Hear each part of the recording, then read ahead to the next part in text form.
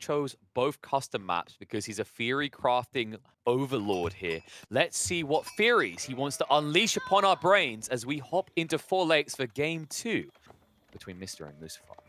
Spawning in on the left side is going to be Mista playing as the Rus in red, and on the right side of the map we will have LucifroN in the color blue with the Abbasid dynasty.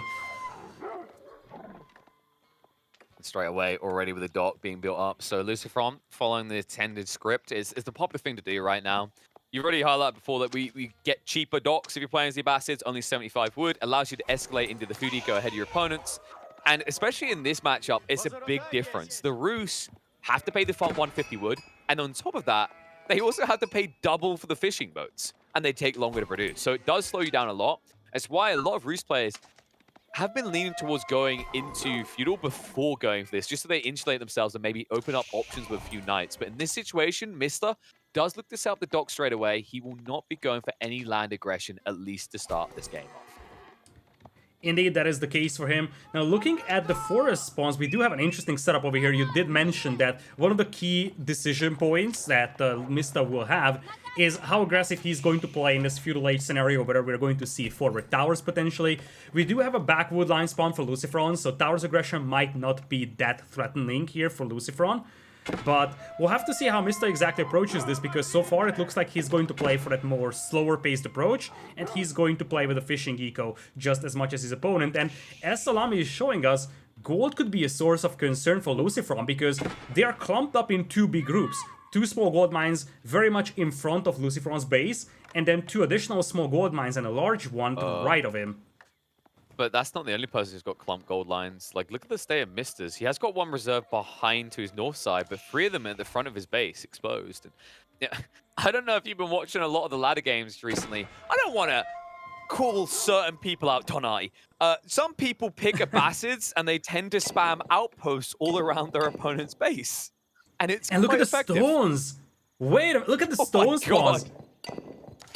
Like, those are legitimate stone mines out there, not just a stone outcropping. It's a stone mine, ladies and gentlemen, with all 3 stone deposits right next to one another.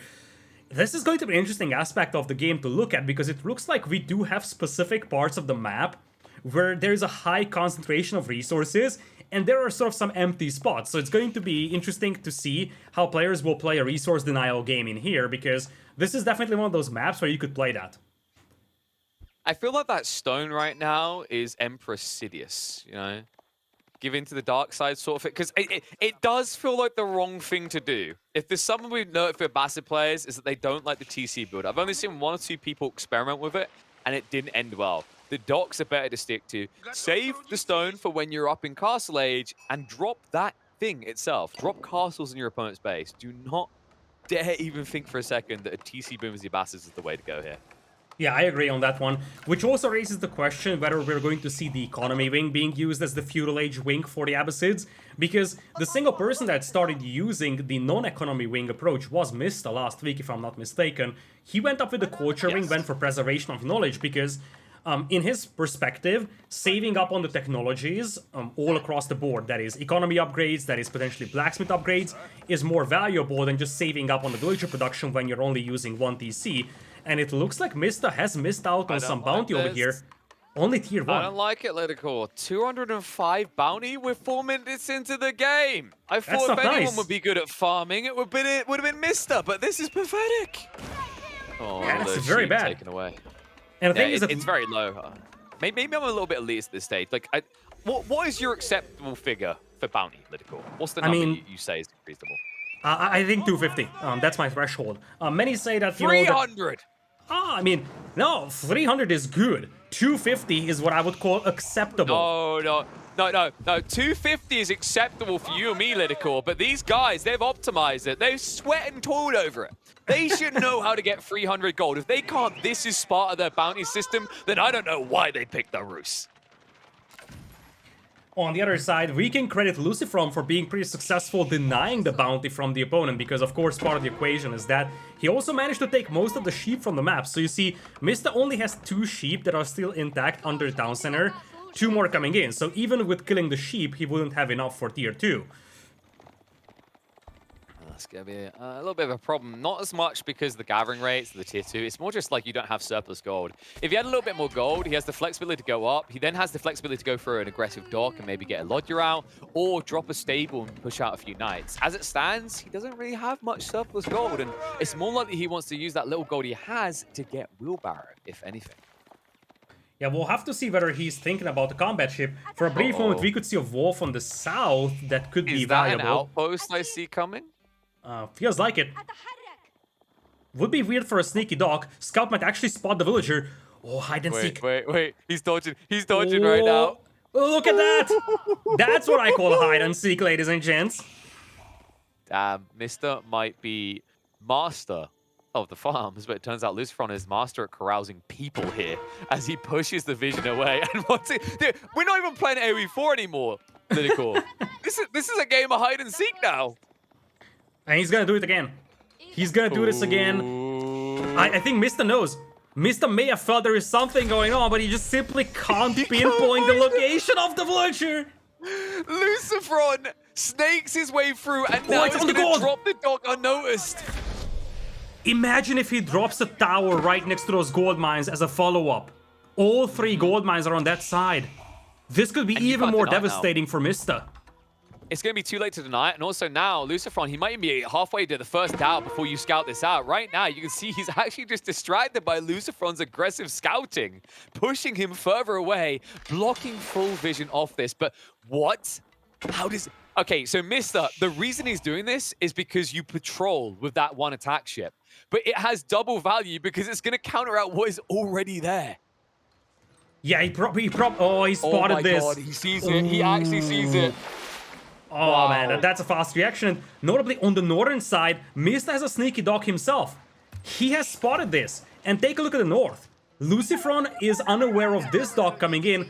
On the left side, we have a pawn being taken by Mr. Right side, pawn also taken by LucifroN. So 2 pawns apiece for each player, and we do have 2 pawns overall contested. And you see, Mista has no idea.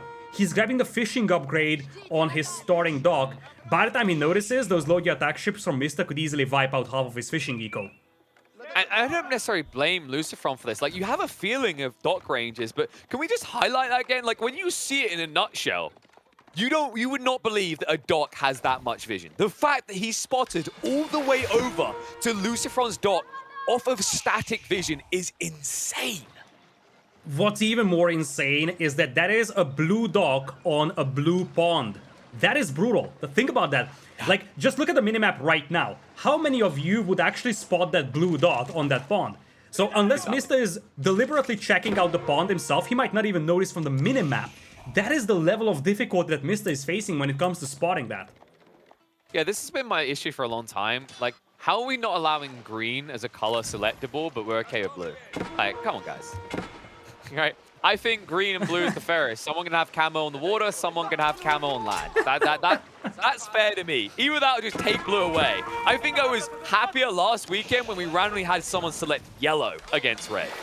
The overlay wasn't so happy because the overlay can't cross the yellow color, but everyone else was. It's like that person like dipping colors together trying to figure out how they actually make that color. No, that's not quite it.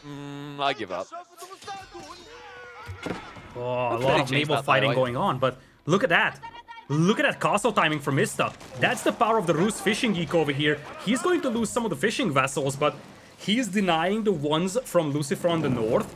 And one thing that LucifroN might even be unaware about is the pond on the left side. Remember, the scouts have been fighting each other, and LucifroN may have never realized that Mista was fishing on the western corner as well, not just the southern one. Yeah, and he's comfortable now because he basically has control of 3 lakes. And I know that's not the name of the map, but we're getting close to it. Only 1 remains for LucifroN. And this is someone we were highlighting in the previous series. Like, you know, when we saw Wham forfeit the lakes, it wasn't because he couldn't take them. You can. If you have match production, you win that. The DAOs, like, they're not cost efficient. They cost notably more. We're talking about a unit that costs 180 resources versus a unit that costs 270 resources. And the damage values are pretty comparable. Yeah, that's exactly it. Plus, you have the flexibility. Oh, wait a second. Both scouts going down here for LucifroN.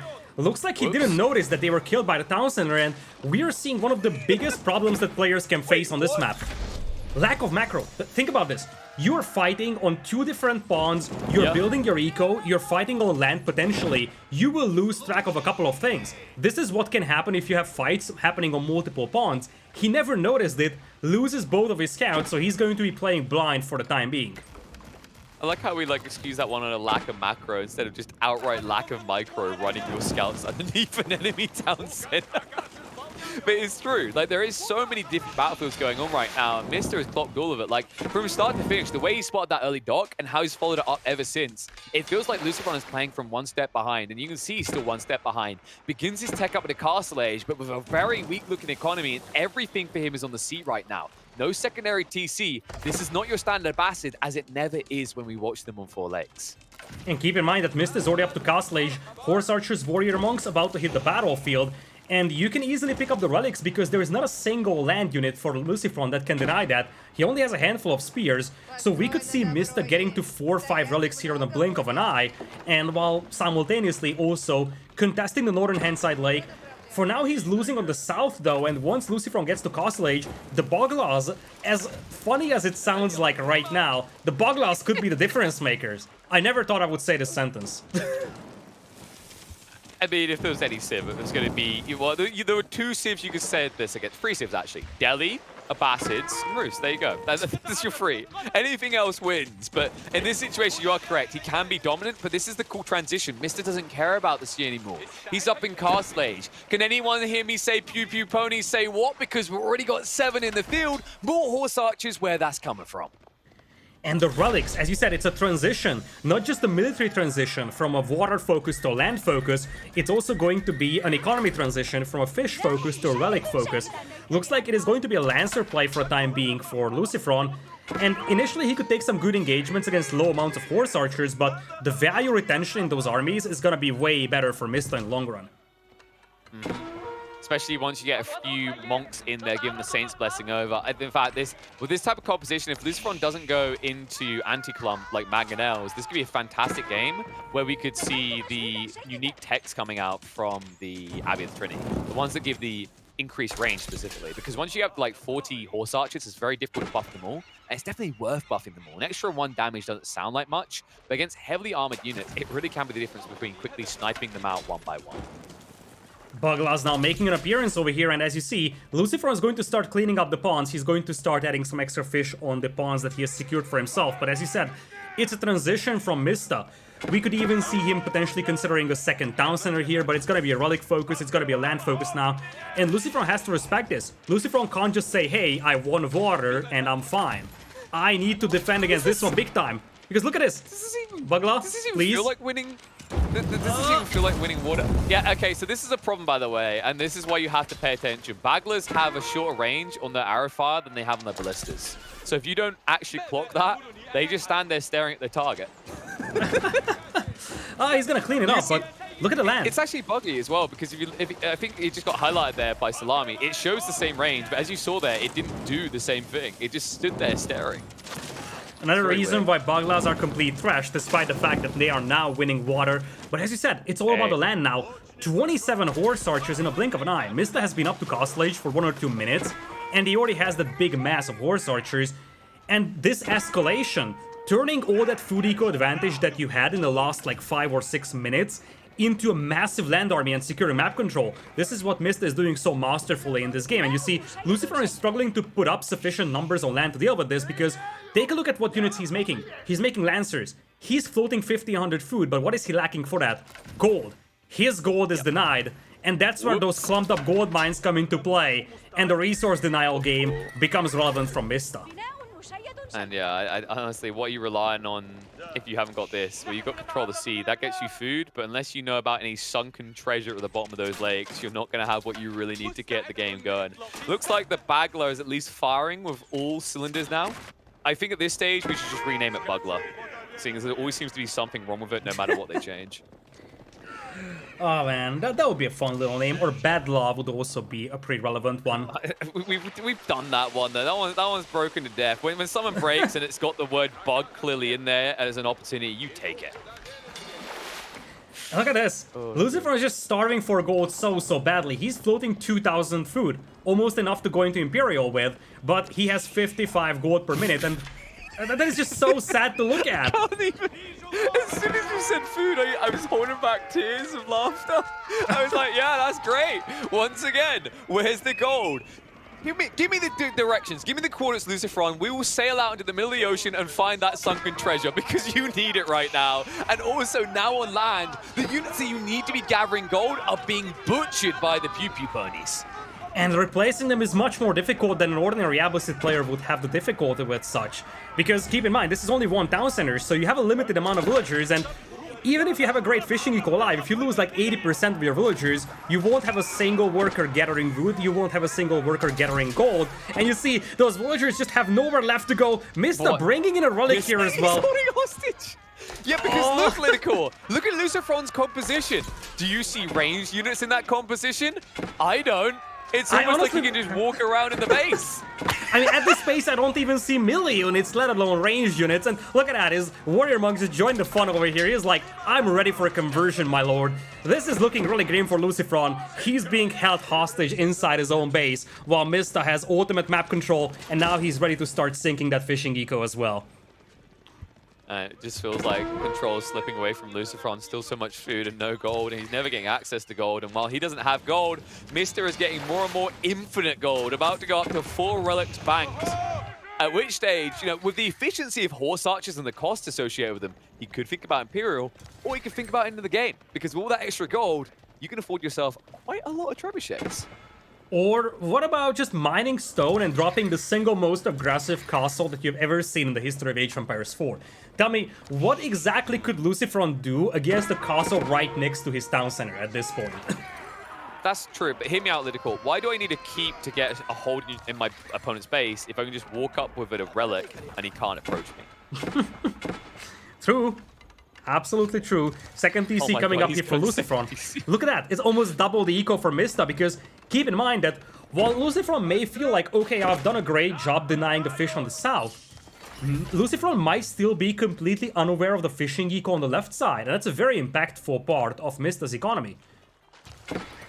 And LucifroN is doing this from such a position of disadvantage. Some people tuning in right now will probably see that TC and think he just forgot he was playing Abbasids for 17 minutes. Like, it's not that, folks. It's just that he's lost complete control of everywhere else. Like, yes, he's fighting tooth and nail over these lakes, but these lakes aren't the point of focus anymore. If he cannot get enough eco together to fuel a food and wood-based military force to push the horse archers away, he can't access gold. And without gold, he cannot access any deeper into this game. And now with Mista picking up all 5 relics over here, once again swooping in with the horse archers, all the eco of LucifroN is idle. And the thing is that now Mista has those warrior monks that can just come in here, support with the Saint's Blessing, or take the sacred sites, while he's also dropping a keep on the gold mines. Mista is playing the perfect resource denial game over here. And as you said, he has transitioned so masterfully from water combat to land-based combat, and now he is going on for full gold denial. I don't know what kind of recovery arc LucifroN has over here. He's down by almost 40 eco, and what's even more concerning is that he is just having a severe lack of gold right now. See, Lidakor, you and me, we were thinking on like, you know, we were thinking like proper chess, normal chess. Mista over here is doing some 4D chess. We were like, yo, you could drop a keep in his base right now, but Mista's like, no, if I drop a keep on his gold, I break him. Because he's stuck for longer. He thinks there's a way out. And as he goes deeper into the spiraling mood of insanity, he is going to tilt from this. Because this is the thing, like, if a keep gets dropped, you're like, GG, game's done. And I'm glad he done this, because if he hung around any longer, it would begin to tilt you. Game 2 goes to Mista. 1-1 on the board. We are going to have some distance in this series. I love the timing of this one. The moment you said, you know, GG, game done, LucifroN just taps out on this one. Indeed, Mista evens it out. Masterful play here with the ruse from him. And as you said, that quick and swift transition is what really set things up here. And then him diagnosing that all those gold mines are just clumped up so well that he can play a full resource denial game in there. And ultimately, him switching up from the water, forfeiting the pawns that he has been fighting on, but just unleashing hell with all those horse archers won him the game. Great play by Mista, evens the set out 1-1, and as Salami is showing, it just shows the prowess of those horse archers and your ability to deny LucifroN from those resources. That villager curve is not something that LucifroN is going to be happy about. No, but LucifroN, he's a guy that isn't always finding the happiness recently. One thing that I was going to talk about towards the end there, if he stuck us in it longer, is one issue we noticed from LucifroN in previous weeks, in previous tournaments, is this feeling like he's tilting a little, and that really starts to kind of unravel him.